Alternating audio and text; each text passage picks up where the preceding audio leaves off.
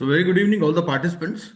Today we shall be discussing 100 questions out of 1000 questions which we have recently framed.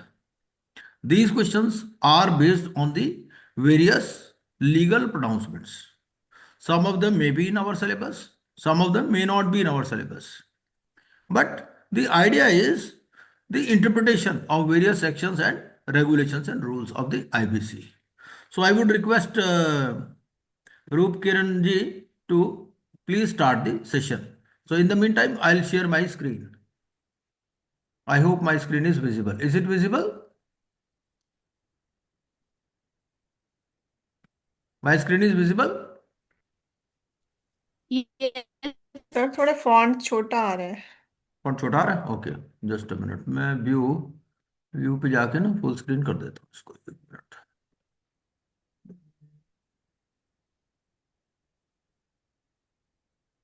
Read mode, print layout.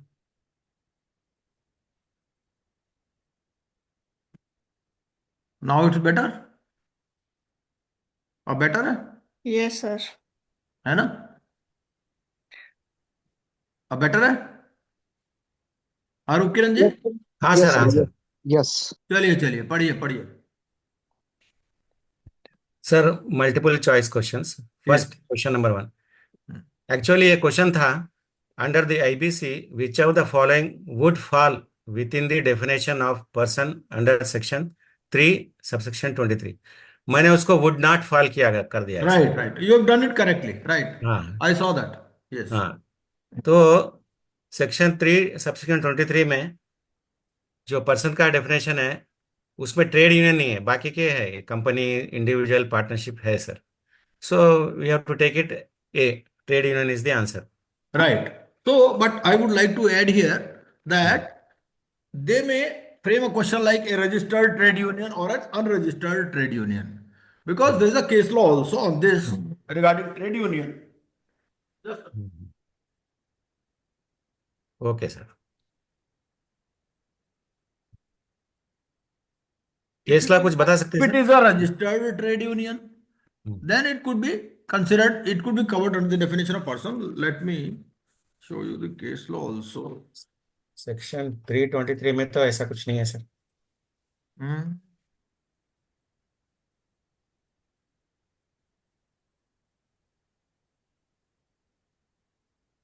Section 3 subsection 23 I will read. Person includes individual, Hindu undivided family, company, trust, partnership, limited liability partnership, and any other entity established under a statute, and includes a person resident outside India.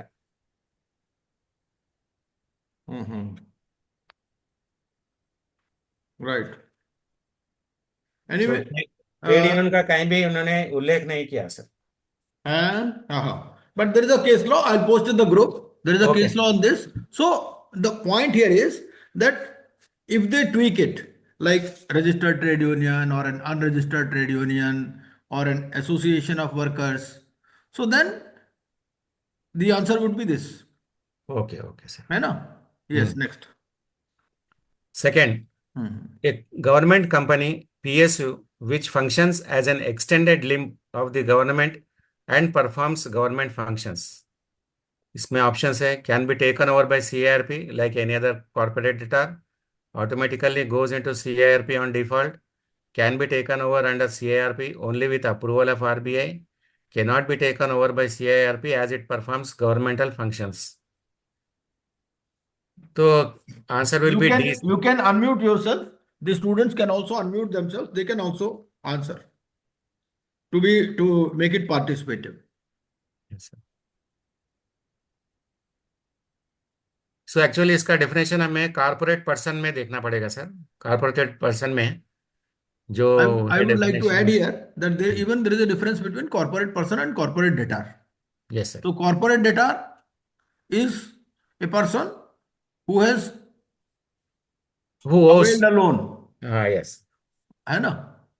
Or who has availed services. But corporate person may or might not have availed any loan yes. or services. So corporate person is normally used in case of voluntary liquidation where there is no debt. And Yes. corporate debtor is used in cases where they have taken a loan normally. So CIRP can be initiated against company established as a corporate person or corporate whatever it may be, but not which is functioning government, which is an extended. That means government No, share will be the there. answer here will be A, because there have been cases like National Textile Corporation, NTC. NTC was brought into CIRP. It is a recent Okay. case. So Hmm. because they did not pay an operational creditor. Hmm. So even a PSU, even against a PSU, a financial debtor or a operational creditor can initiate this process. So the answer will be A here, not D. Okay, okay, sir. Okay. Hello sir, एक बार फिर से वो बोलो ना sir, corporate person and corporate debtor का जो आपने बोला था, फिर से वो। आप देर में क्यों जागते हो सर? देखो ऐसा है, इसमें डिफिनेशन है ना, मैंने कुछ नहीं बोला। कॉर्पोरेट देखो, कॉर्पोरेट। कॉर्पोरेट डेटर मीन जिसने लोन लिया है, और कॉर्पोरेट पर्सन जरूरी नहीं है लोन लोन लिया हो। ओके हाँ, ओके ओके ये ओके बिल्कुल बोला ओके सर बिल्कुल ने। बिल्कुल बिल्कुल बिल्कुल। Okay okay sir, okay okay hmm. Okay sir. So corporate debtor is covered under 3 subsection 8, and corporate person is covered under section 3 subsection 7. So corporate debtor means a corporate person who owes a debt to any person. But corporate person could be a company LLP. So they don't say whether he has taken any debt or not. So that is the basic difference. So for the understanding purpose, you can understand it like this, that in case of that is why they are using the word corporate person in case of voluntary liquidation. Hmm. Yes, next please. Pledging shares in favor of a lender, Mhm. appellant, will make the appellant a financial creditor under section 5(8) of the IBC, an operational creditor under section 5(21) of the IBC, at best a secured creditor and unsecured financial creditor. So Right. shares say it is not a financial debt, sir. So there is no time value of money in this Right. case. So, Only their shares are pledged and loan is taken. Like we pledge gold and we'll take the loan. We will pledge our bank deposits in the bank and we'll take a loan against that bank deposits. So it is right. like, so Mhm. it is only a secured creditor and not Mhm. a financial creditor. Right. Because that Hmm. can be taken back anytime. Suppose you make an Yes. FD today, it is a Hmm. basically a, you can say payable on demand. Yes, sir. So something which is payable on demand, so that is not a financial debt. That is the basic understanding. Hmm. Yes, sir. Yes, please. X has given its property in mortgage to secure the debts of a third party, not of the corporate debtor. Hmm. Such mortgage. Hmm. So here he has that person has given mortgage to another person. So he is only a mortgager. हाँ, He is not a lender. Sir screen. एक minute अभी करते। Screen में इसमें वो ना move नहीं कर रही थी, अब चल रही है। हाँ जी, So here एक बार दोबारा पढ़ लीजिए। हाँ जी। X has given its property in mortgage to secure the debts of a third party. Third party ने लोन लिया है, इसने अपना प्रॉपर्टी मॉर्टगेज किया है. So right. X is a mortgagor and third hmm. party it is not a corporate debtor. So these Then are the this, options. then such mortgages will create security and also amount to financial debt under section 5(8) of the code. Financial debt नहीं हो सकता क्योंकि इसमें time value और interest payment और business purpose ऐसा कुछ नहीं है सर इसमें. हम्म। Will create security but would not lead to financial debt under section 5(8) of the code. So here mortgage he is mortgaging, so security interest is created, but it is not a financial debt. So B is the answer, sir. Right, very correct. Next.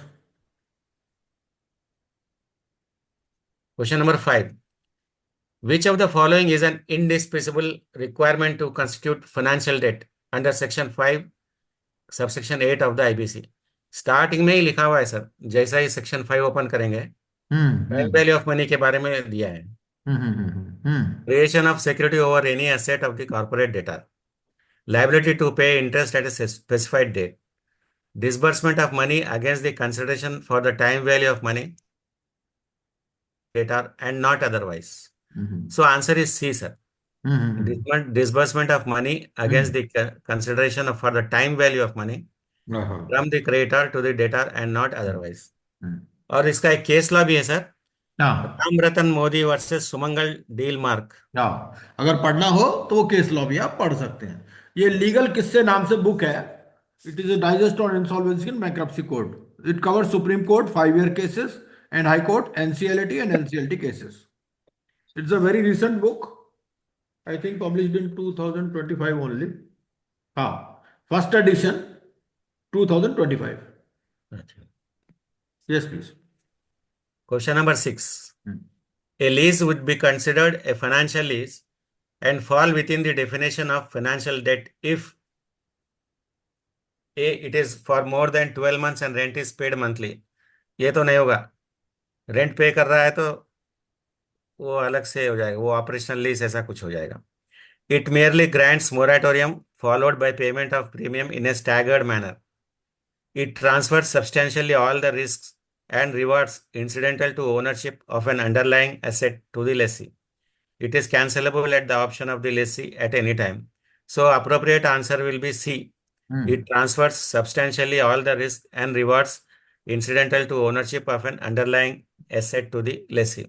Right. So here I would just like to add one thing, that in case of whether a lease is financial lease or operating lease, we have to refer to the provisions which are given in Ind AS. So we have to refer to the Ind AS to understand whether a lease is a financial lease or operating lease. Yes.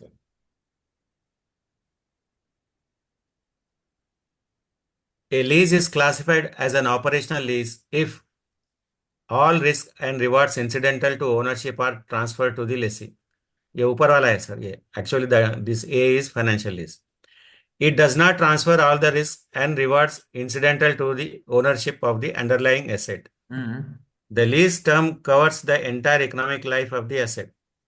The lease is for land which has an infinite economic life. So answer will be B. It does not transfer all the risk. ये opposite है sir. Financial lease का opposite. Right, it is just opposite. Because in case of financial lease, you just take the case of a car given on lease. Yes, so basically, the car is being used, payment is already made, or payment is made over a staggered period. So almost all the risks and rewards are transferred. So it is something similar to transferring of ownership. So that is a financial lease. Yes. But in case of operational lease, you are not given the all risks and rewards. All risks and rewards are not transferred.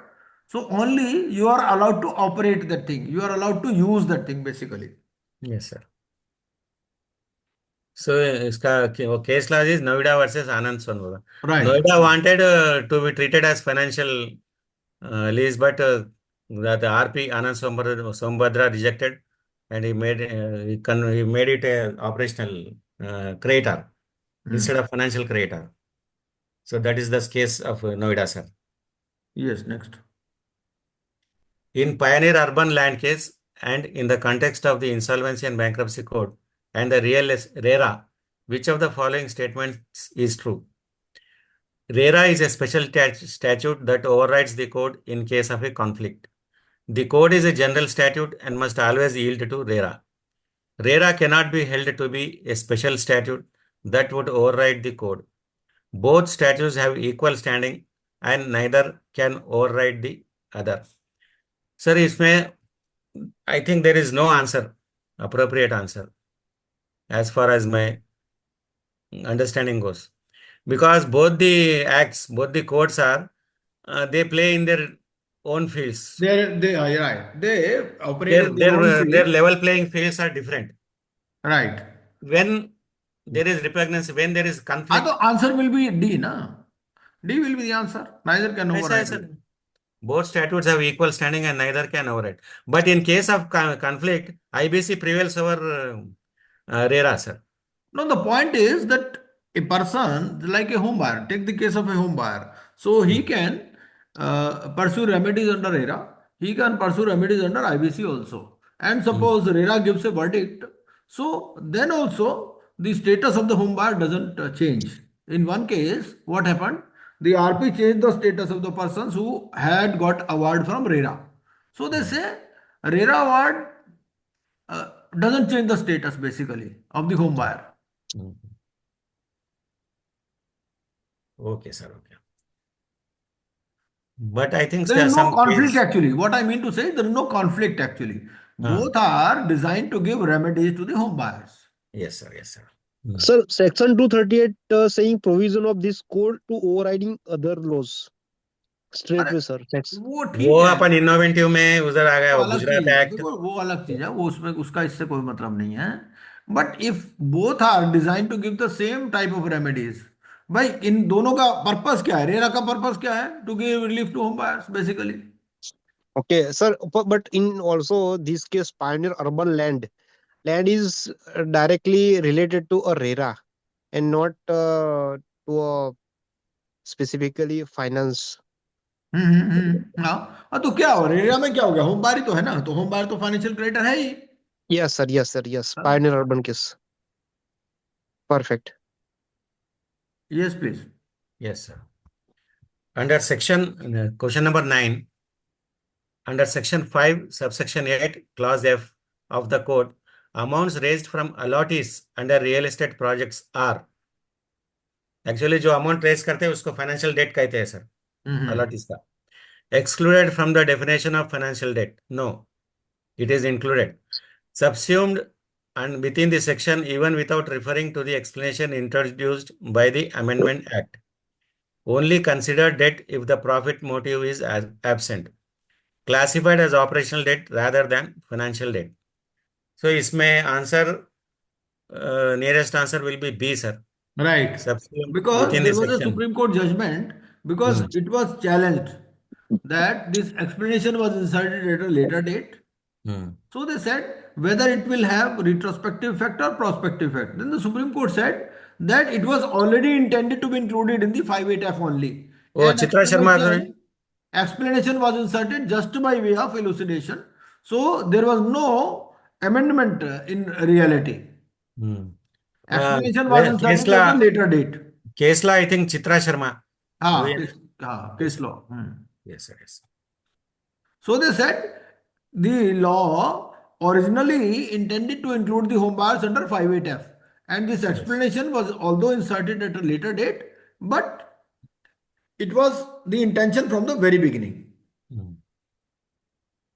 Yes, next. Question number 10.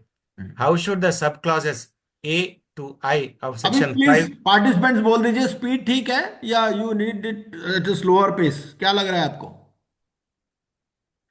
क्योंकि Okay, देखो sir. Okay. Purpose क्या है, आपको भी समझ में आना चाहिए, है ना भाई? हमने तो ये क्वेश्चन पहले भी पढ़ रखे हैं, रूप किरण जी ने भी पढ़ रखे हैं, है ना?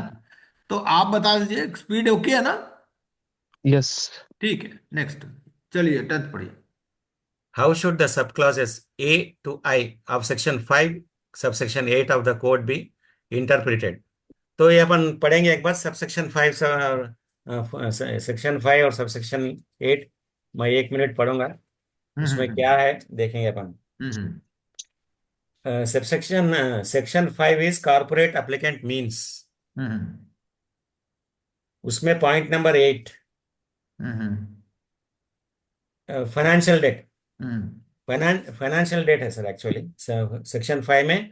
Subsection 8 is financial debt. हाँ, एंड वो उसमें लंबी ए चौड़ी टू, कहानी है, वो तो समझ में आ गया. A just a glass and then we can read. उसमें टाइम वैल्यू ऑफ मनी रहेगा, मनी बारोड हाँ. अगेंस्ट पेमेंट ऑफ इंटरेस्ट और acceptance credit facility, note purchase, lease और hire purchase contract, receivables sold और discounted on non recourse basis, forward purchase agreement, ये सब है इसी में. कमर्शियल इफेक्ट ऑफ बोरोइंग, हाँ, अब देखिए डेरिवेटिव मेन बात, पॉइंट ट्रांजैक्शंस. पता क्या है? मेन बात इसमें ये है, लिखता है financial debt means a debt. अब इंटरप्रिटेशन ऑफ स्टैट्यूट्स में क्या अंडरस्टैंडिंग है? As per the law of interpretation of statutes, the word means that it is an exhaustive definition, right? Yes. And if we use the word includes, so then it is a inclusive Illust- definition. Mhm. But here it was interpreted in entirely different manner. So they say, although they have used the word means, but it is still illustrative only. Yes, That sir. is the exact intent. Yes, sir. अगर means लिखा ना, तो means का मतलब, तो आप अगर आप इंटरप्रिटेशन ऑफ स्टैट्यूट्स पढ़ोगे तो उसमें क्या लिखता है कि दो वर्ड यूज करते हैं लॉ मेकर्स, एक तो यूज करते हैं मीन्स और एक यूज करते हैं इंक्लूड्स, ठीक है। जहां जहां मीन्स यूज करते हैं, इसका मतलब it's an exhaustive definition, it is considered to be an exhaustive definition, ठीक है। Yes, और sir. जहां वर्ड इंक्लूड्स यूज करते हैं, तो it is considered to be inclusive definition, that means something more can be included. But Yes. यहां पर क्या हुआ, यहां मीन्स लिखा है, लेकिन फिर भी ये illustrative है, exhaustive नहीं। This That is means it is a wide scope is there. right. Yes, So sir. something more could be included here, which is not written. But normal parlance में कैसे पढ़ोगे आप interpretation of statutes में कि भाई these are the only instances, है ना? But Yes, sir. the lawmaker said these are not the only instances, ठीक है? So case law is Orator Marketing Private Limited versus Samtex Designs Private Limited. हाँ। इसमें और वैसे भी ये मतलब मेन पॉइंट मैंने आपको बता दिया, इसमें मेन पॉइंट हाँ यही सर। है कि यहां लिखा है मीन्स बट इंटेंशन है इंक्लूड्स। Yes, sir. तो आंसर इज बी, है ना? No, yes, sir. है ना, बी है ना? Yes, sir. B. चलिए नेक्स्ट। Question number 11. फिर भी अगर आपको और डिटेल में पढ़ना हो तो ये वाला केस लॉ है, Yes, sir. ठीक है। और हमने इसको इंडियन कानून से भी लिंक कर दिया है, तो आप जैसे इसको क्लिक करोगे आपका इंडियन कानून .org खुल जाएगा, उस पर ये लॉ खुल जाएगा। Question number 11. ये देखिए, ये नजर आ रहा है आपको स्क्रीन पे, हाँ सर। इस तरह से। चलिए next. Question number 11. Regarding interest-free loans, which of the following best describes the interpretation of Section 5, subsection 8 of the code? तो Section 5, subsection 8 of the code जो अभी हमने पढ़ा है, time value of money, then A, money borrowed against the payment of interest. So वो होगा। अभी वो क्या बोलता है, अब वो बोलता है money borrowed against the payment of interest. अब क्वेश्चन यहाँ क्या आ रहा है जुआ, अगर इंटरेस्ट फ्री लोन है तो क्या वो डेट माना जा सकता है? This is the question basically. Yes. So options A, the code does not expressly exclude interest-free loans, and they can qualify as financial debt if they finance business operations. Only the interest component of a loan is considered a financial debt. Interest-free loans are strictly excluded from the definition of financial debt. An interest-free loan only qualifies as debt if it is backed by a real estate project. So answer will be A. Right, क्योंकि क्या बोलता है, वो बोलता है financial debt means a debt along with interest if any. Word क्या लिखा? If any. If any का मतलब there could be interest free loan also. तो यहां पर जो वर्ड इफ एनी है ना, ये इंपॉर्टेंट है। Yes, if any. Because let us take the case of a holding company and subsidiary company. So holding company may give loan to subsidiary company, है ना? Yes, sir. Yes, sir. To without any interest.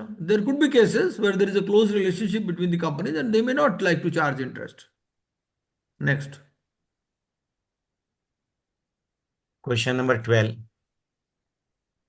In Pioneer Urban Land and Infrastructure Limited versus Union of India, how did What the we have done is, wherever they are covered in the syllabus, we have included them in the question itself. Yes, sir. Yes, sir. But wherever they are not included in the syllabus, we have given them as a hint, right? So wherever the case law is mentioned as a hint, that means that is not covered under the 72 case laws. So that we have used just for interpretation purpose. But wherever we included the case law in the question itself, that means it is included in the syllabus under 72 case laws. So this will help you in solving those 5 marks questions also. Yes. Yes. Question number 12. In Pioneer Urban Land and Infrastructure Limited versus Union of India, how did the Supreme Court define the term disbursal? It refers to the moment a loan agreement is signed by both parties. It refers to money that is no longer with the lender but is with the borrower who then utilizes it.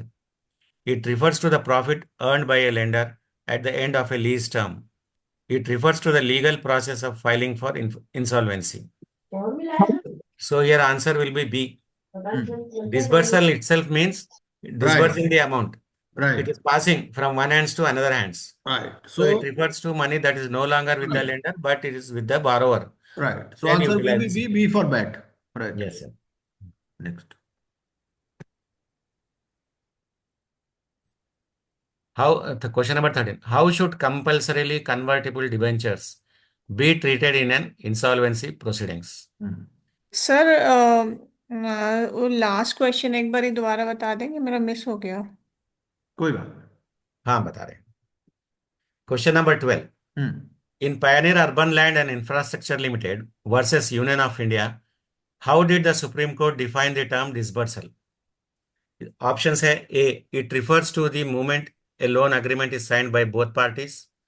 It refers to money that is no longer with the lender but is with the borrower who then utilizes it. It refers to the profit earned by a lender at the end of a lease term. It refers to the legal process of filing for insolvency. So here disbursal ka meaning means disbursing the amount. That is, it is passing from one hands to another hands, passing from lender to borrower. So we have to see which one is appropriate here. So it refers to money that is no longer with the lender, B. but is with the borrower who then utilizes it. So answer is B. Yes. Next. Next, please. Question number 13. How should compulsorily convertible debentures be treated in an insolvency proceedings? So first of all, we have to understand the meaning of compulsorily convertible debentures. So basically, they are debentures at the initial stage, at the stage of issue, they are debentures, but they will be compulsorily converted into equity at a later date. So this is the broad understanding of CCDs, compulsorily convertible debentures. So they will not be paid in terms of money, but Yes. they will be converted into equity. That is the basic So it is understanding. not debt. Right. It is This is not the a basic debt. It understanding. is an equity. It is part Right. of the capital in Right. future. Hmm. So these are the options. So option A is they must be treated as financial debt because they were initially issued as debentures. No, because it is not a financial debt. It is not repayable. B. Treating CCDs as debt would be considered a breach of the common loan agreement and concessional agreement. CCDs are always considered operational debt until the moment of conversion into equity. The code requires CCDs to be treated as deferred debt rather than equity. Sir इसमें मुझे confusion हुआ है, कौन सा है sir इसमें answer? आप बताइए क्या होना चाहिए? Treated as would be considered breach of common. Actually इसमें तो आंसर दिया है, बी दिया है, लेकिन मैं इससे अग्री नहीं हो रहा हूँ सर मैं. अच्छा.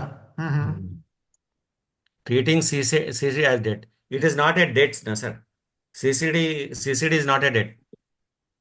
वो तो लिख दिया ना, would be considered as breach of common loan agreement. हाँ, would be considered breach of the common loan agreement and concessional agreement. हाँ, तो बेसिकली मान लिया ना कि नहीं होगा, बी हाँ, डेट नहीं मान सकते, इसका मतलब यही है बी का. तो मैंने इसलिए नीचे लिखा है CCD are mandatory converted into equity on maturity, ऐसा लिखा है.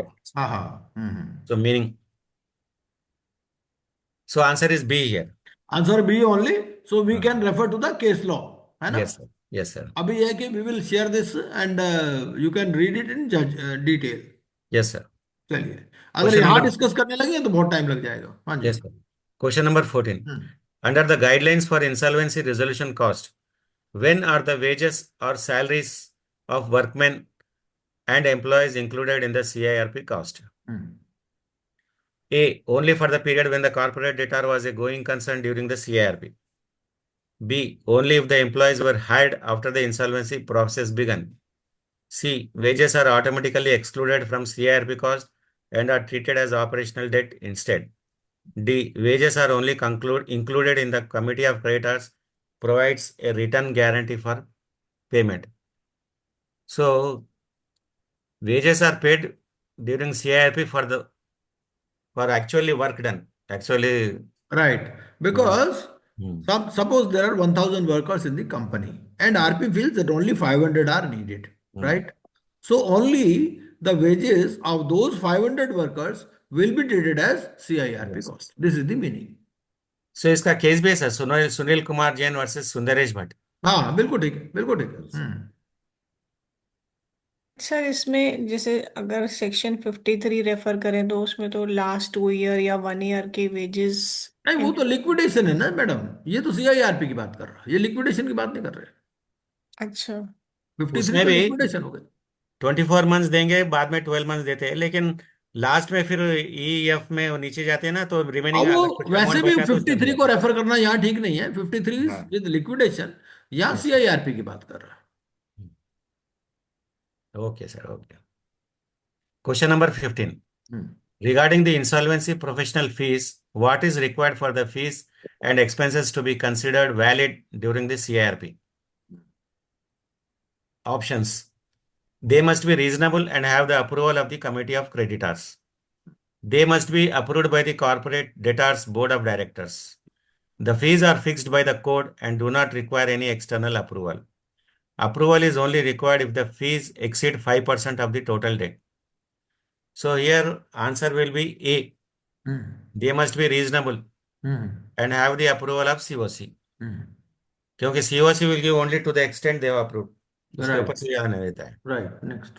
और बी तो बोर्ड ऑफ डायरेक्टर्स का तो सवाल ही नहीं, वो हाँ सस्पेंडेड बिल्कुल सस्पेंडेड ठीक. रहता है. Hmm. Board fix by the code. Code तो एक चार्ट दिया है फीस का, लेकिन उसके ऊपर कर सकते हैं. हम्म. ये है सर इसका. और next right. Question number 16. What is the primary purpose of defining a related party in the IBC? To ensure related parties receive their payments before external creditors. To identify entities whose presence could negatively impact the insolvency process. To allow the board of directors to remain in control during CIRP. To ensure that the adjudicating authority has final say on all business decisions. So इसमें most appropriate answer will be B. To identify entities whose presence could negatively impact the insolvency process. Right. तो related party concept ही इसीलिए है, और related party 29 ये relative ये सब And they are to excluded prevent from them. the COC also. So हाँ. they are not included in the COC. Yes. To prevent backdoor entry, इसके ऊपर केसेस भी है. मैंने लिखा है sir, to prevent the same promoters relatives from backdoor entry as PRA. ऐसे भी हो सकते हैं. चलिए next. Question number 17. How does the Supreme Court view a trade in How does the Supreme Court view a trade union in an insolvency proceeding? As a financial creditor? No, it is not a financial creditor. As a related party? No, it is not a related. As an operational creditor? As a representative of the adjudicating authority. So most appropriate will be C, sir, because they are representing workmen. So workmen dues comes under operational creditors. So Right. trade union can be Right. operational creditor, and workmen are represented by an AR, and form E is filled up. Yes. बाकी और detail पढ़ना हो तो जेके jute mill Mazdoor Morcha case है. Yes, yes, earlier it was in our syllabus but now it is no longer in our syllabus. Yes. जब शुरू हुआ था ना IBC तब ये केस आया था. Next. Question number 18. A personal loan made to the promoter director of a company. Personal loan to promoter director. Personal loan to promoter director means it's not for corporate director. A can be issued to trigger the CIRP against the company itself. Automatically converts into a corporate financial debt. Is treated as a priority optional debt. Cannot trigger the CIRP under the IBC against the company. So इसका answer होगा D. CIRP cannot be conducted against the company because it is taken by promoter director in their individual capacity. So individual insolvency can be initiated, not against them, but not against the company. Right. ऐसा है ना sir. Question number 19. A transaction that is sham or collusive and creates an illusion of money disbursement is interpreted as a valid financial debt under IBC, a transaction with an ulterior motive rather than advancing a financial debt, a mandatory ground for immediate liquidation, a valid intercorporate deposit. So it is nothing but an kite flying accounts, Right. sham or collusive. That So the means purpose is something ulterior. accommodation. It is only an accommodation. Right, right. Paper So, transaction, not actually right, free right. flow. So then it is B, a Right. transaction penalty. So whether, sir, this will come under 66, section 66? Very good. It can definitely. Transaction defrauding creditors. Defrauding creditors, yes.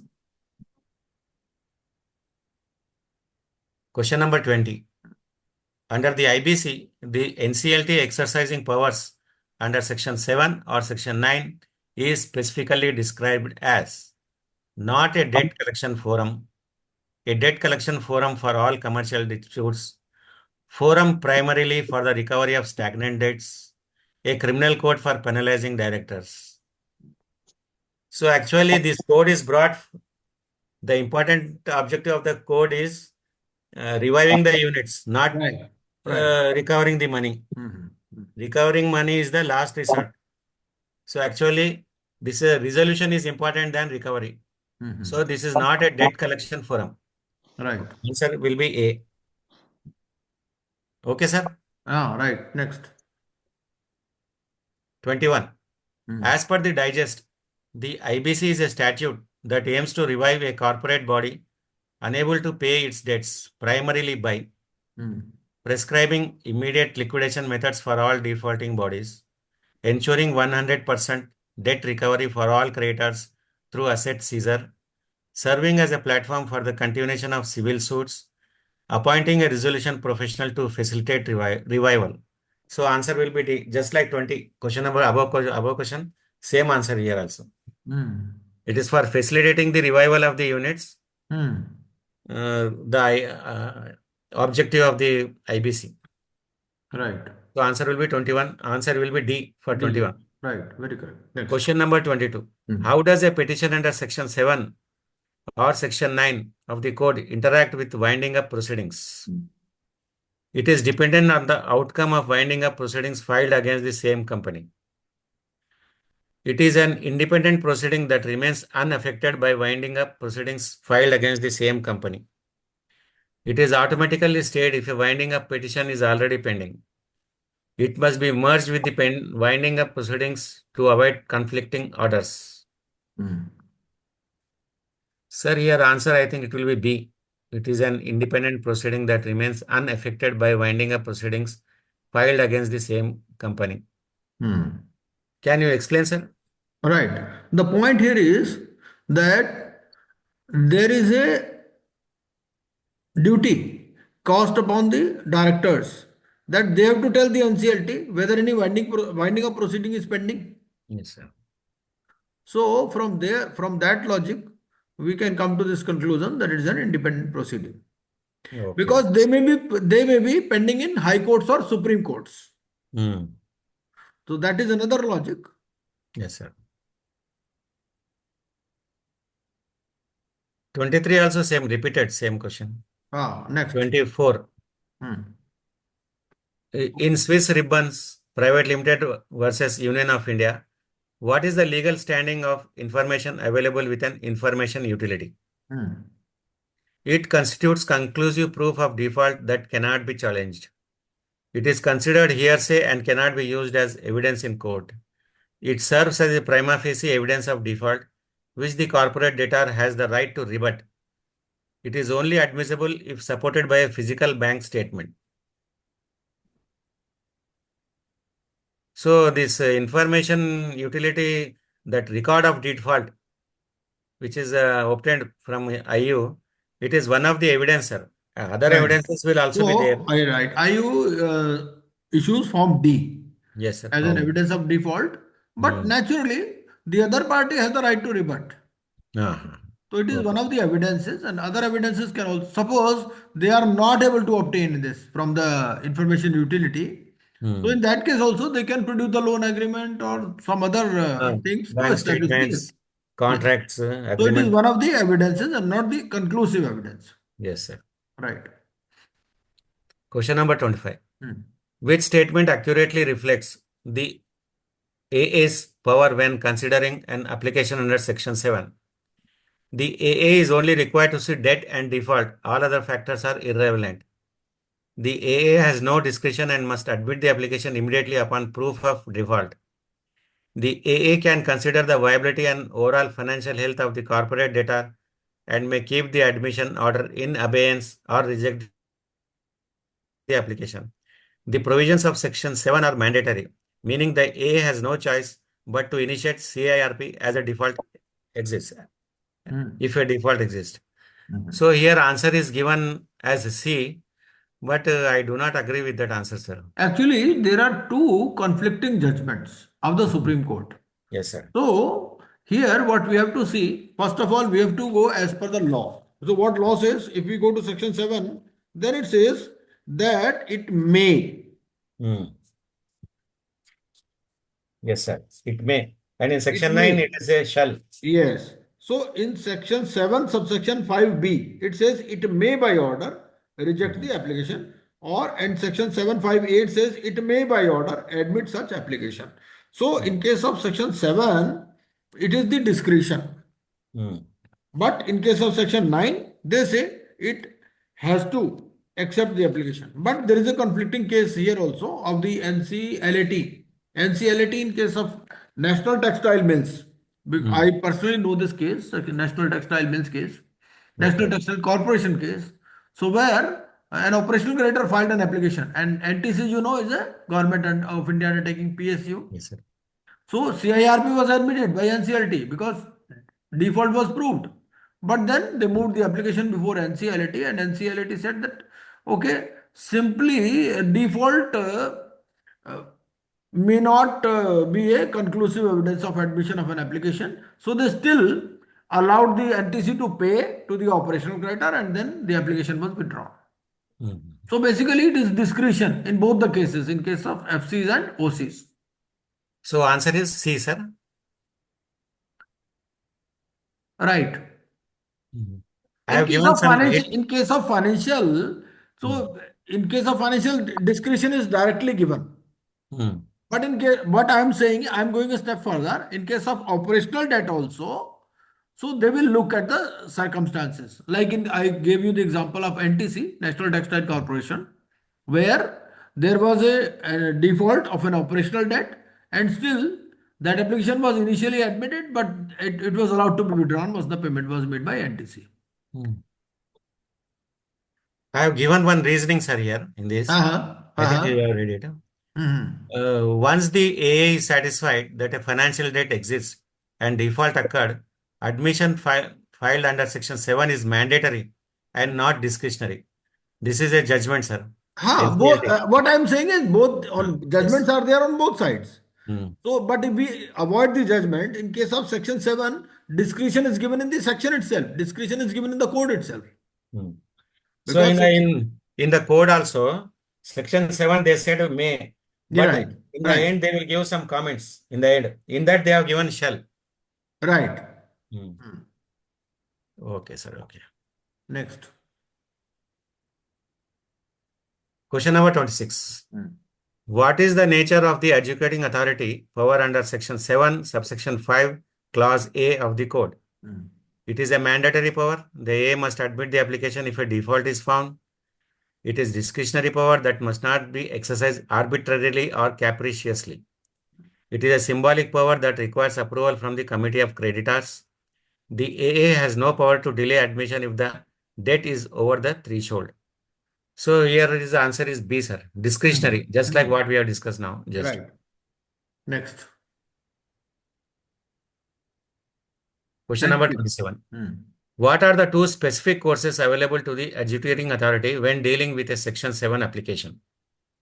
Admit the application or direct the parties to a mandatory settlement. Admit the application or keep it in abeyance indefinitely.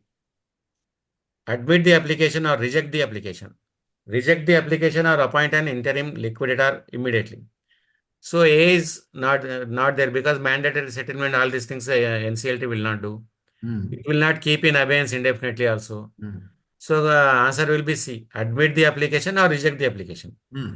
Right. And that within 14 days, no, sir. Within 14 Right. days, it has Hmm. to do it. Either Although admit 14 it. days is directory in nature, not mandatory. Yes, yes, sir. Yes, sir. Right. Next. Question number 28. Regarding the submission of documents in a Section 7 application, until what point is it permissible to file additional documents or rejoinders? Hmm. Until a final order admitting or dismissing the application is passed, until the corporate debtor files it, only until the first hearing of the application. Additional documents are never permitted after the initial filing. Answer is C, sir. Only until the first hearing of the application. Hmm. Hmm. When the NCLT, when papers files are submitted, they will see it, and then they will anything required they will ask in the first hearing, sir. Next. 29. Can Section 7 proceedings be initiated against two corporate debtors for the same debt? A. No proceedings can only be initiated against the primary borrower. Yes, and if dues are realized in part from one, the balance may be realized from the other co-borrower. C. Yes, but only if the first corporate debtor has already been liquidated. No, the doctrine of election prevents filing against two parties for the same debt. So here answer is B. Two parties they can initiate, and one is recovered partly, and another one the remaining amount they can recover from the another borrower. Case is Maitreya Doshi versus Anand Rathi Global Finance. Next. Question number 30. What is the right of a financial creditor to initiate action against a corporate guarantor triggered only after the principal borrower has been declared bankrupt? No. Only after the creditor has exhausted all remedies? No, no, no. The moment the principal borrower commits a default. So this is the answer. Once default occurs, principal borrower and guarantor will be on the same Right. footing. Section So 128, liability leading is contractor. coextensive. Liability is coextensive. And Hmm. in some cases, even they can directly proceed against a guarantor Right. Right. instead of borrower That also, is also depending allowed. upon his financial ability. Yes. Yes. Yes. Question number 31. Hmm. Does the initiation of proceedings under SURFACE or the fact that a bank has approached the DRT prevent a financial creditor from approaching the NCLT under the IBC? Question समझ में आ गया सबको? Question आ गया। नरेंद्र जी DRT में question already समझ में चल आ रहा। गया Yes, sir. है ना? हाँ अब डीआरटी में केस चल रहा है तो क्या DRT में एनसीएलटी में ऑलरेडी जा चल रहा सकते है, हैं? तो वो IBC को जा सकता है क्या? हाँ। तो जा सकते हैं। हम्म। इसका answer yes, that does SURFACE proceedings must be completed before CRP. No, the doctrine of election is not applicable, and IBC proceedings are not affected by SURFACE or DRT actions. So IBC proceedings is an independent proceedings. They can be uh, allowed without any bar. इसमें मैं case law भी लिखा है sir, pending SURFACE DRT proceedings not bar IBC initiation. Case law, Elegna Cooperative Housing versus Edelweiss ARC. Yes, sir. Right. Question number 32. What is required for a debt to be classified as an operational debt? It must be supported by a physical invoice only. It must bear some nexus with the provisions of goods or services. It must be an advance payment made for the purchase of real estate. It must be a debt that has been outstanding for more than 3 years. So your answer will be B. It must bear some nexus with the provisions of goods or services. Actually, answer A is also can be taken, but sometimes the invoices will not be there. So Right. A is the There correct may answer. not be an invoice Yes. because sometimes you bill after a certain stage only, and that stage might not have been reached. Yes, sir. Yes, sir. So there could be a case like in case of civil contracts, you are not raising the invoices on daily basis. You are raising invoices only after achieving certain milestones. Sir So physical question invoice may not be available. Sir question number 31 का आपने क्या answer बताया है? 31 का आरोप Kiran ji, what is the answer? C Right. So here they में say क्या है, that सरफेसी डीआरसी रहने से पर भी अपन हाँ आईबीसी आप में जा आईबीसी में सकते जा हैं, सकते इंडिपेंडेंट ऑफ प्रोसीडिंग्स। हैं। यस। पेंडिंग है SARFAESI DRT proceed not bar hmm IBC initiation. Case law भी है हम्म रिसेंटली एक। Okay sir. Question number 33, how do the nature of section 9 and section 7 of the code compare?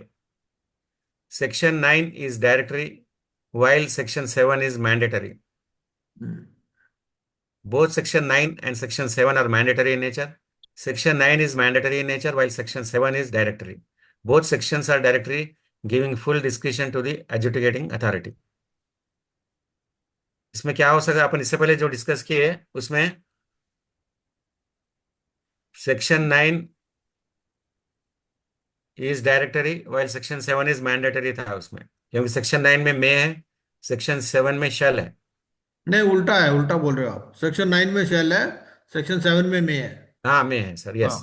Section 7 5 ए और B में लिखा है हाँ word, है ना? Yes sir, yes sir, yes sir. हाँ हाँ। सेक्शन 9 में तो ए इज आंसर और क्या? सेक्शन 9 में अगर आप देखो, सेक्शन 9 सब सेक्शन 5 शेल लिखा है। He is yes sir. Hmm. तो इसमें अपन डी को नहीं ले सकते sir, both sections are discretionary, giving full discretion to the executing authority. नहीं वो नहीं ले पाएंगे, वो लिखना ठीक नहीं है, क्योंकि हमें देखो कोई हम्म, केस के इंटरप्रिटेशन पर नहीं जाना, हमें लॉ पे देखना है। लॉ में क्या लिखता है, सेक्शन 7 अच्छा, डायरेक्टरी है और सेक्शन 9 मैंडेटरी है, ऐसा लिखता है। Yes yes yes he yes. हो गया सर। इसमें मैंने एक नीचे हिंट भी दिया ना सर, सेक्शन 7 में section 9 shall, hmm but comments at footnote shall in section 7 case law Maitreya Doshi. Hmm okay sir. Hmm hmm hmm hmm question number 34, hmm in the context of proceedings against a corporate guarantor, when does the right of a financial creditor to initiate action against the guarantor get triggered? ये इससे पहले भी हमको आया है, default होते ही immediately on default, hmm when commits it, the moment the principal borrower commits a default, it is triggered. So that is C is the right. So answer. Action against guarantor is also triggered at the same moment. Yes, yes. Only guarantor और borrower में फर्क क्या होता है, guarantor को notice देना पड़ता है इन्वोक करने के लिए, इन्वोक होने से उस हो जाएगा उसका। How can the claims of several workman be filed under the IBC? ये तो है ना सर अपना फॉर्म ई में क्लब करके all claims with through AR. Options A, each workman must file an individual application with a separate date of default. Claims can be clubbed together in one consolidated petition by a trade union representing them. Workmen can only file a winding up petition, not a Section 9 application. A trade union is not considered a person and therefore cannot file application petition. Sir इसमें answer C दिया हुआ है, लेकिन I think answer should be B. Answer is B.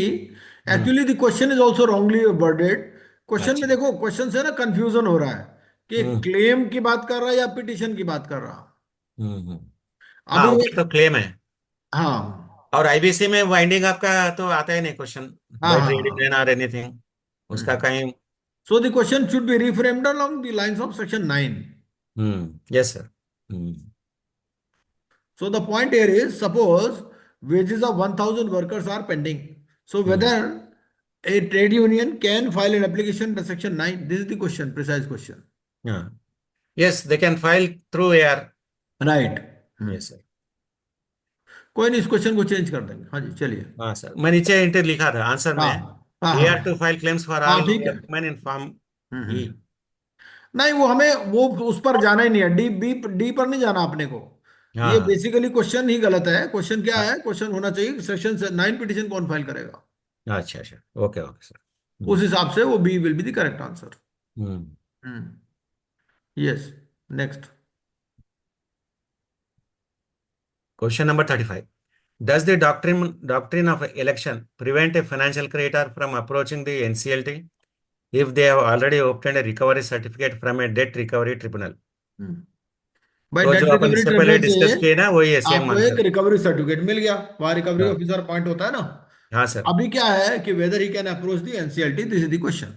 Hmm question option A, yes, once a recovery certificate is issued, the creditor must stick to that specific forum for recovery. B, no, the doctrine of election does not apply. and the creditor has the option to enforce recovery through the NCLT. Yes, but only if the DRT proceedings have been active for more than 3 years. No, but the creditor must prove that the DRT mechanism has failed to recover any dues. So answer will be B. Creditor has the option to enforce recovery through NCLT. Right. Next. Question number 36. But before we proceed further, आप एक basic idea दीजिए, आपको कैसे लग रहे हैं questions? Sir अच्छे हैं सर क्वेश्चंस, हैं? अच्छे, स्टैंडर्ड अच्छा है। हाँ और जिसने भी किया है वो सर, उन्होंने बहुत अच्छा, बहुत yes taken lot of pains and done हाँ, this she sir. Is a chartered accountant yes sir, अच्छा किया है sir. And she has done good work. Yes भाई सर। देखो, दो ऑप्शंस थी, या तो मैं पूरी बुक पढ़ता, मेरे पास जरा टाइम नहीं है, हाँ जी सर। तो मैंने तो बुक खरीदा और उसको दे दिया कि भैया इसमें से, but she has done really good job. तो वन यस। थाउजेंड क्वेश्चन, मैं कहा 1000 क्वेश्चन बना दो इस बुक में से, बना दिया, अच्छा था। हाँ, yes sir.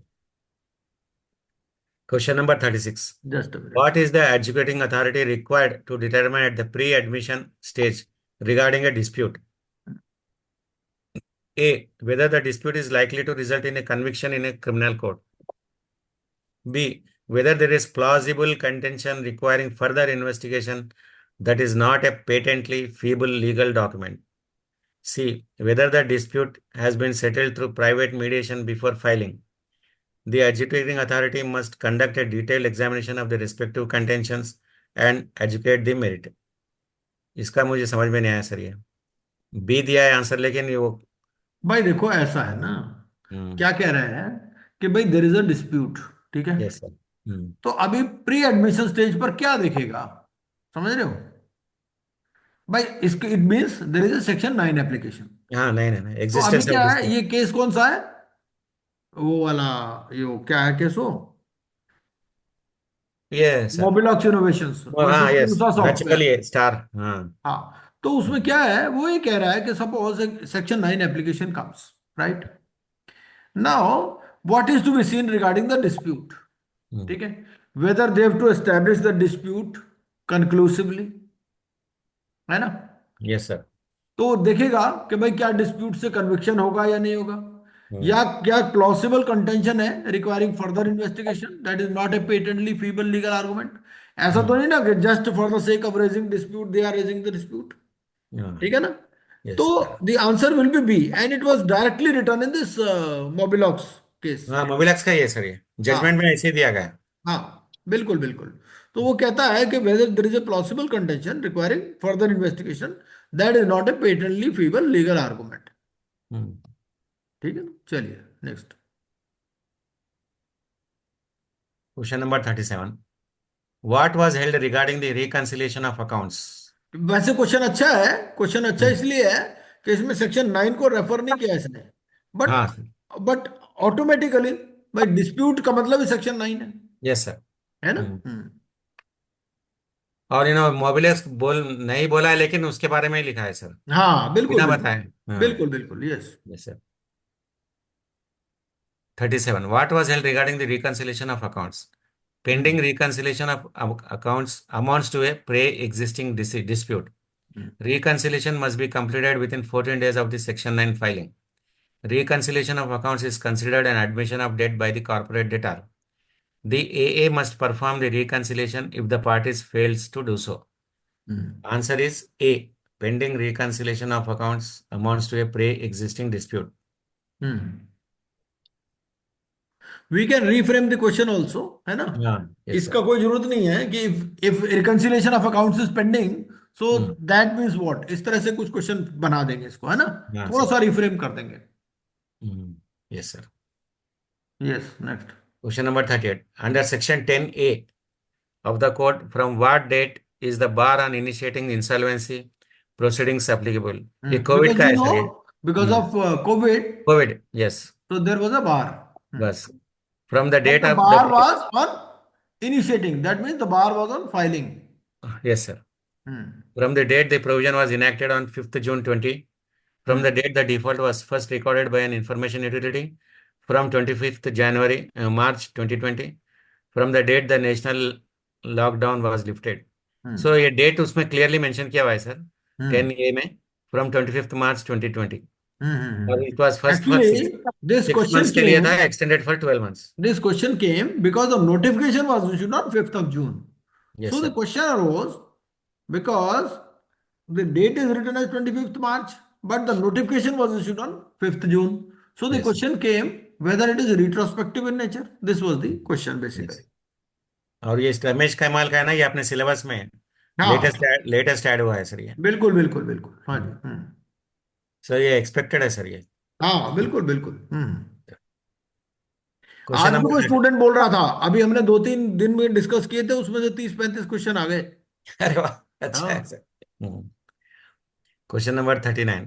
When an appellant specifies a particular date of default in the demand notice issued under Section 8, subsection 1, how must the petition under Section 9 proceed? The AA can ignore the date and determine a new one based on the ledger. The petition has to be proceeded on the basis of that specified date only. The date is considered irrelevant if the corporate debtor does not reply to the notice. The date must be verified by a certified chartered accountant before the petition proceeds. So answer is B. The petition has to be proceeded on the basis of that specified date.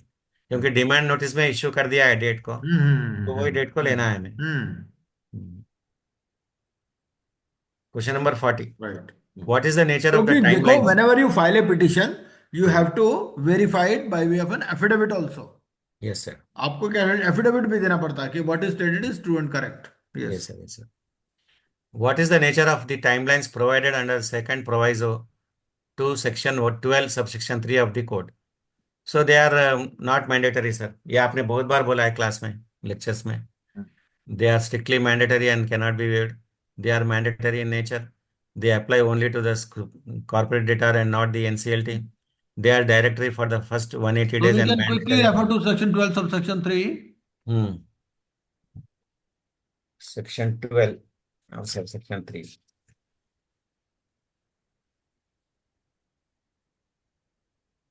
On receipt of an application under subsection 2, if the adjudicating authority is satisfied that the subject matter of the case is such that the corporate insolvency resolution process cannot be completed. But he is referring to second proviso. So second proviso is provided further that. Within 180 days, No, it it may is by referring order to extend the duration. 330 days. Yes, sir. Second proviso. So the point here is whether this 330 days is directory or mandatory. Directory only, sir. Supreme Court law अभी case भी है ना sir? Yes, sir. Next.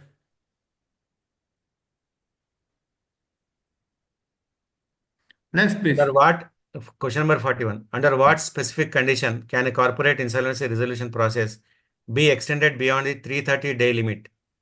If the COC unanimously votes for an extension, if the corporate debtor provides additional collateral to the financial creditors, if it is shown that only a short period is left and the delay is attributable to the tardy process before the AA or NCLAT, if the operational creditors have not yet been invited to submit their claims. So C है sir. If it is shown that only a short period is left and the delay is attributable to the tardy process before the AA or NCLAT. Right, next. Same for question 40 से linked है sir ये question 41 भी. Question 41 एक बार आप बता देंगे क्या question है? 41. Under what specific condition can a CIRP be extended beyond the 330-day limit?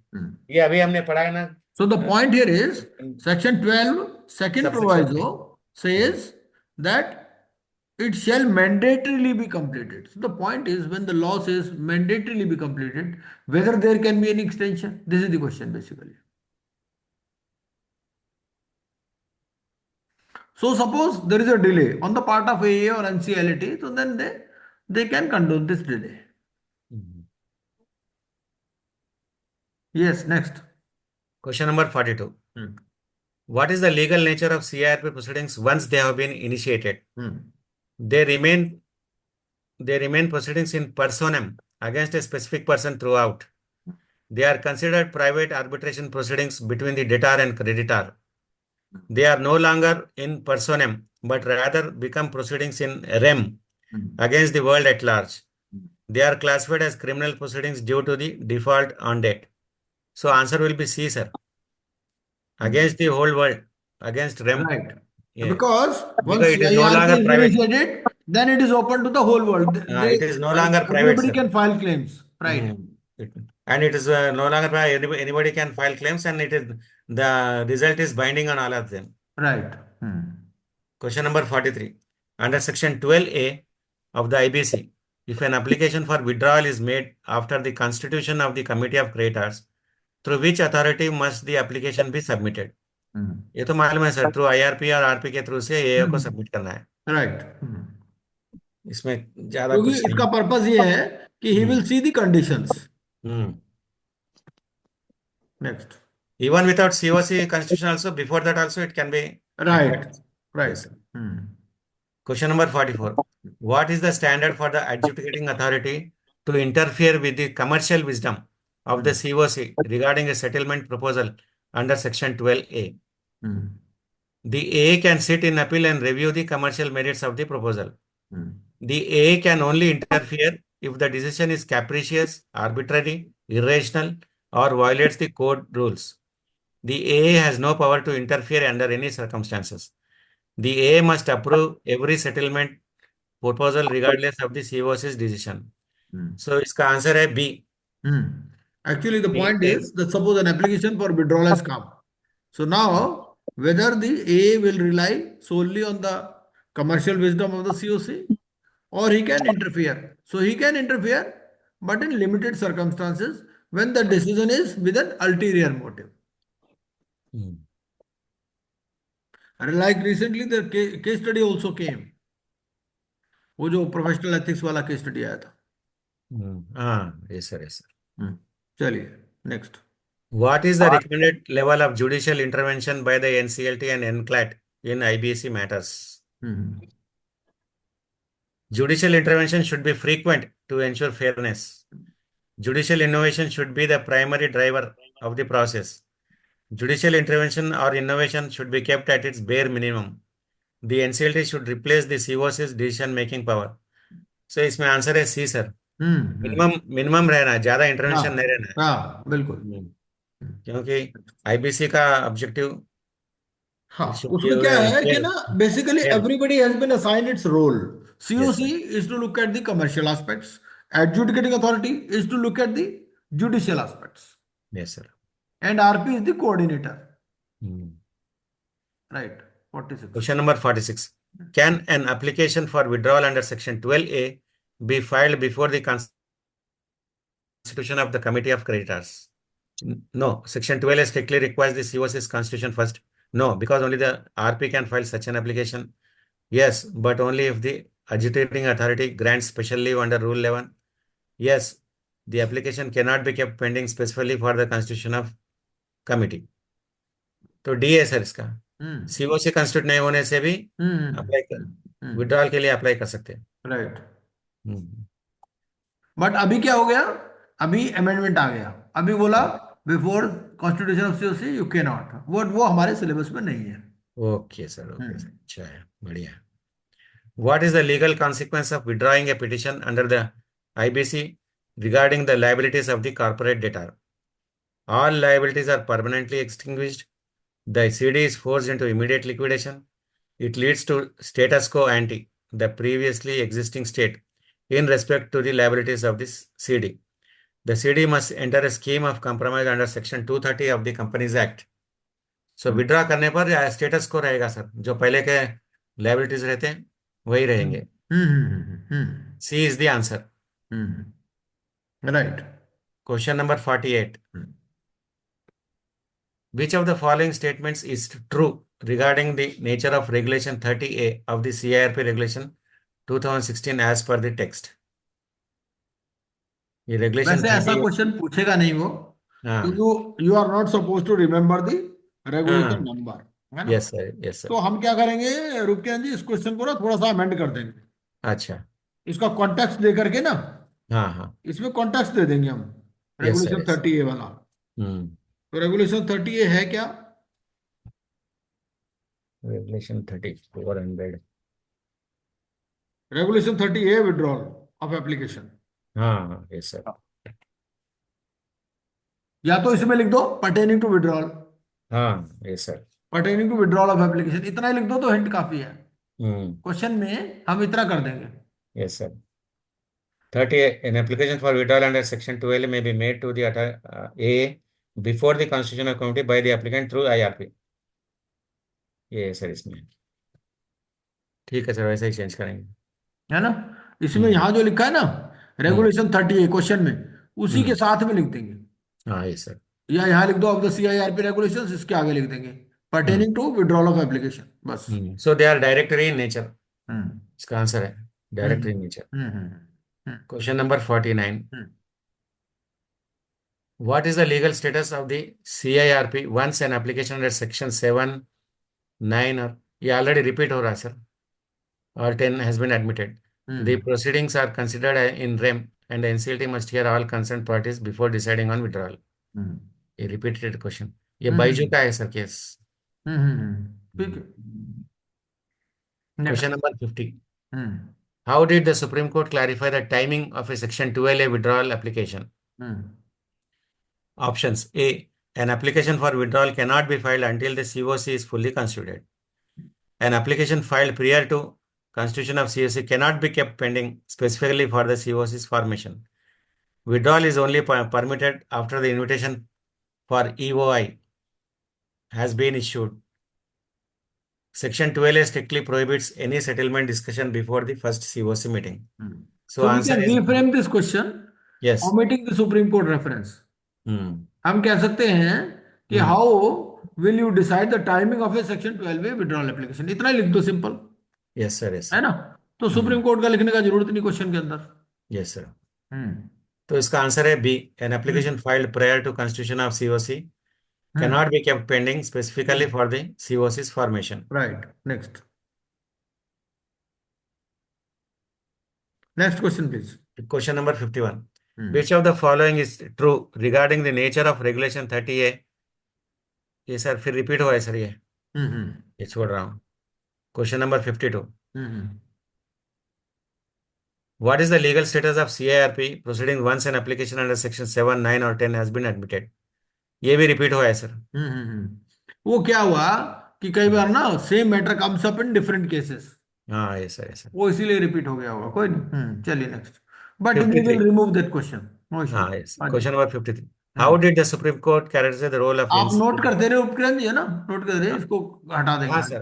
हाँ हम्म सर, हाँ sir. Hmm How did the Supreme Court characterize the role of NCLT when it considers an application for withdrawal of insolvency proceedings? Hmm As a post office, no, wrong. As a mediator, wrong. As an adjudicating body that must conduct a proper exercise of judgment rather than acting as a post office. This is the answer. 53 में C. Then question number 54. Even we can omit this reference to Supreme Court question में ना। Yes. Yes, sir. Yes, sir. How will you characterize, ऐसे कर दो, how will you characterize the role of the NCLT, बस। और Yes, sir. Question number 54. Hmm What does the term possession in section 14 include? Hmm Section 14 means moratorium.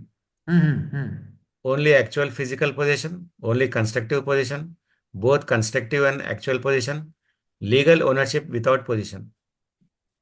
तो इसका answer है C sir, both hmm constructive and actual position. Hmm इसका hint है Rajendra Bhutia case. Hmm question number 55। Section 138 of the NI Act proceedings are characterized by the Supreme Court as purely criminal proceedings, quasi-criminal or civil sheep in a criminal wolf's clothing, purely civil proceedings, administrative proceedings। Hmm sir ये recently judgement आया sir, ये recently supreme court has commented hmm section 138 proceedings are quasi in nature, quasi criminal in nature, और civil ship, वो इसने mention भी किया है ये वर्ड को, civil ship in a criminal wolf हाँ क्लोथिंग। हाँ और ये ठीक। केस ला है हाँ आर विजयन वर्सेस बेबी के टैनर्स। हाँ, तो ये केस लॉ भी उसमें डाल दीजिएगा, अभी हाँ। जो रिवाइज करेंगे ना उसमें डाल देंगे। हाँ जी, यस सर। हिंट में डाल देंगे ना नीचे। हाँ जी, yes sir. Next. Question number 56। हम्म Does section 14 subsection 1 clause D regarding recovery of property occupied refer to rights, interest or actual physical occupation? अभी आप ये देखो, Roop Kiran ji, she is not a IBC student, अच्छा, फिर बट भी अच्छा लिखे सर। है। आईबीसी स्टूडेंट नहीं रहने के बाद भी बहुत अच्छा लिखे सर। और क्या? Yes sir. हाँ, Rights and interests only, actual physical occupation only, both rights and physical occupation, neither. So occupied means occupation, sir. So hmm actual physical occupation only. Answer. हम्म एक बार Question number, 14 1D देख लेते हैं। हाँ देखा है sir. हम्म 14 में पढ़ के ही देखा है। हम्म 14 1D. हाँ 14 The 1D में the था recovery recovery of any of property. the recovery of any property by an owner or lessor, where such property is occupied by or in the possession of a corporate debtor. Hmm Yes, sir. Yes. Mm. Hmm So physical position, physical occupation comes here, sir. Question number 57. During the period of moratorium, section 138 oblique 141 of the NI Act proceedings can A. Not be initiated against anyone, only be filed in a civil court. B. Initiated against the resolution professional. B. Initiated or continued against the corporate debtor. Sir इसमें corporate debtor नहीं होना चाहिए, against the director होना चाहिए B में, क्योंकि corporate debtor तो section 14 moratorium में राइट, प्रोहिबिटेड है, बिल्कुल ठीक है। But directors promoters they are not हाँ प्रोहिबिटेड। राइट, तो मैं नीचे हिंट लिया है, can be initiate against director who issued the हाँ चेक। ठीक है, ठीक है, ठीक है। Next. Question number 58. If an NI Act complaint is filed only against the corporate debtor without natural persons, post moratorium, the proceedings will be stayed, needs to be quashed as it cannot survive, will continue against the liquidator, will be transferred to NCLT. So it can be quashed.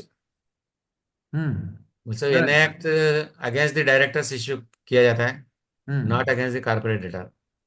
Section 14 moratorium will not allow, sir.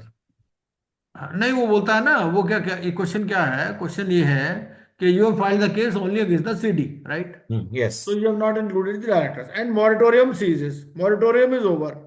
So Hmm. after moratorium, what will happen? अच्छा अच्छा. This is the question. Post moratorium, अच्छा okay sir, Right. Post moratorium है ना, तो hmm, so then it can be continued ना sir, needs to be quashed answer कैसे हो सकता है फिर? यही तो होगा भाई। आपने कंपनी के अगेंस्ट में किया, हाँ हाँ, नेचुरल मॉरेटोरियम खत्म पर्सन। हो गया। Yes yes yes sir, directors के अगेंस्ट में करना था, हाँ सीडी के अगेंस्ट में गया, इसीलिए क्वास्ड हो गया। Okay sir. Question number 59. Hmm under section 14 oblique 33, authorities can determine tax and interest due but they cannot. तो सेक्शन 14 तो मोरेटोरियम है, सेक्शन हम्म 33 लिक्विडेशन है, हम्म तो 33(5) भी मॉरेटोरियम ही है ना। Moratorium. 33(5) in a way refers to moratorium only, but it okay, says subject to the rights, subject to section 52। Yes sir. 33(5) में ये लिखा है ना। नोटिस ऑफ डिमांड भेज सकते हैं, असेस कर सकते हैं, ऑडिट भी कर सकते हैं, but you cannot enforce a claim. Hmm इसका राइट। मीनिंग है सर ये।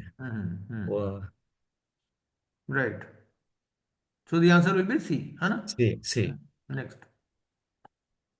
Once CRP is initiated, actions under which act to foreclose or enforce security interest are prohibited? Companies Act, Surface Act, RERA, SEBI Act. Sir companies act में security enforcement नहीं रहता है, RERA और सेबी में भी नहीं रहता है, सरफेसी में रहता है, लिखा तो भी है, then that SARFAESI is specially prohibited. लिखा है इसके अंदर। तो that's why that is prohibited. हाँ सरफेसी 14 में एक्ट इज लिखा है ना। प्रोहिबिटेड। हाँ आंसर बी। हाँ, ये पॉइंट नंबर सी 14(1)(c) में डायरेक्टली लिखा है SARFAESI act. Yes sir, yes sir. Question number 61. The NCLT has residuary jurisdiction to educate law or fact related to insolvency under which section? Section 14, Section 33, Section 60, Subsection 5, Clause C, Section 31.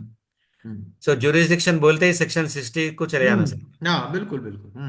ये Section 14 moratorium, hmm 31 approval of resolution plan, Section 33 liquidation. Hmm So straight away we can go to Section 60. ना। Next. Question number 62. Section 14 provides protection from dispossession but does not provide the right to stay in premises, use the assets, renewal of lease of such property, appoint a caretaker. हम्म, तो renewal of lease allow नहीं करता है sir.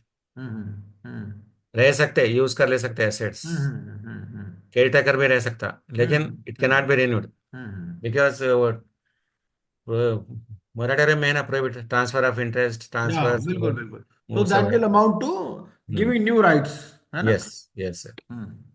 तो that will amount to transfer ना, transfer ही हो yes जाएगा sir. ना कसम से। Yes sir. तो that is not permitted.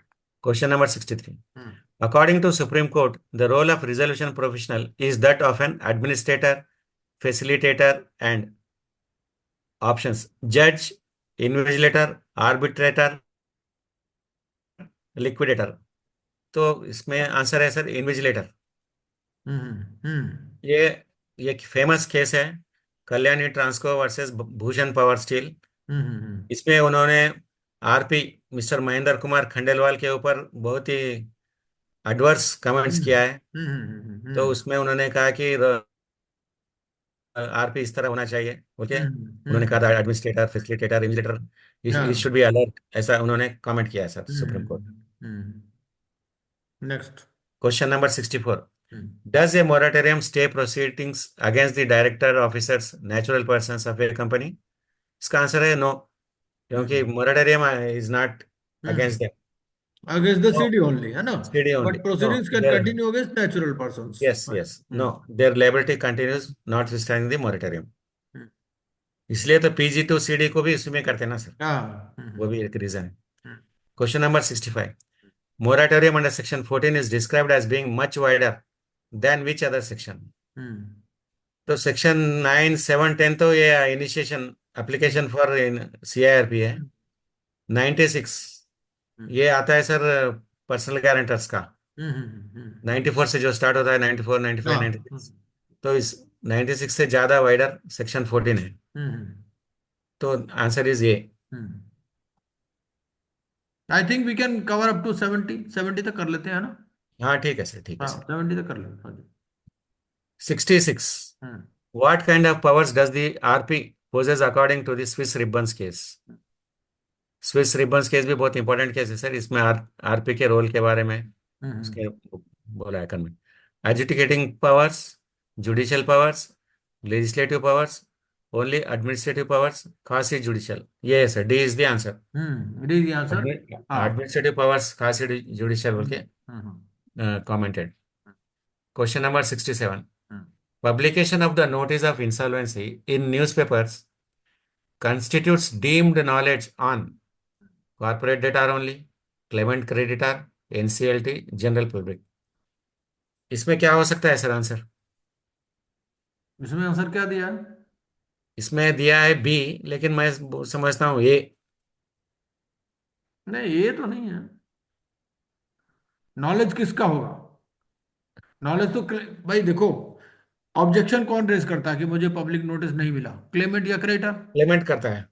Creditor he object करेगा ना कि भाई मुझे हाँ हाँ पब्लिक नोटिस नहीं मिला, है ना? हाँ। कॉर्पोरेट डेटर को तो शुरू से ही पता है, अगर उसके वेस्ट में CIRP शुरू हो रही है। अच्छा अच्छा।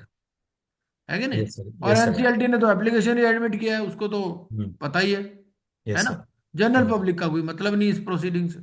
68. तो the answer will be B. 68, question 68.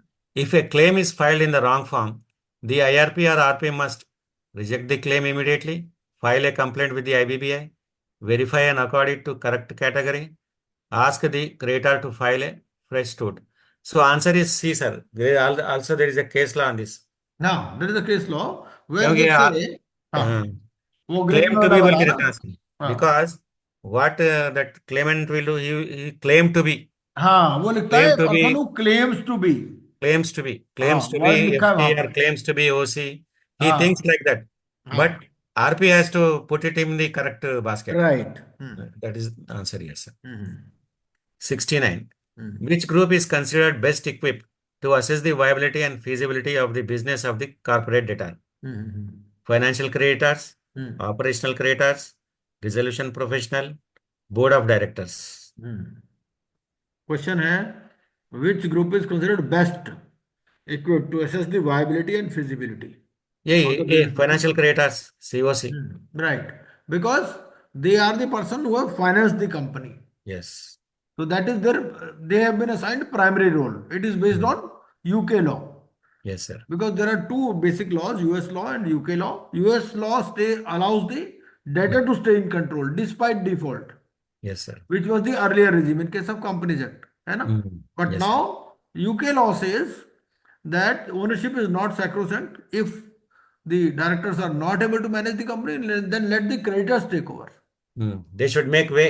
Right. Right. Question number 70. Why are related parties of a corporate debtor excluded from the committee of creditors? To reduce the number of members, to obviate conflicts of interest because they don't have financial debt, to speed up the voting process.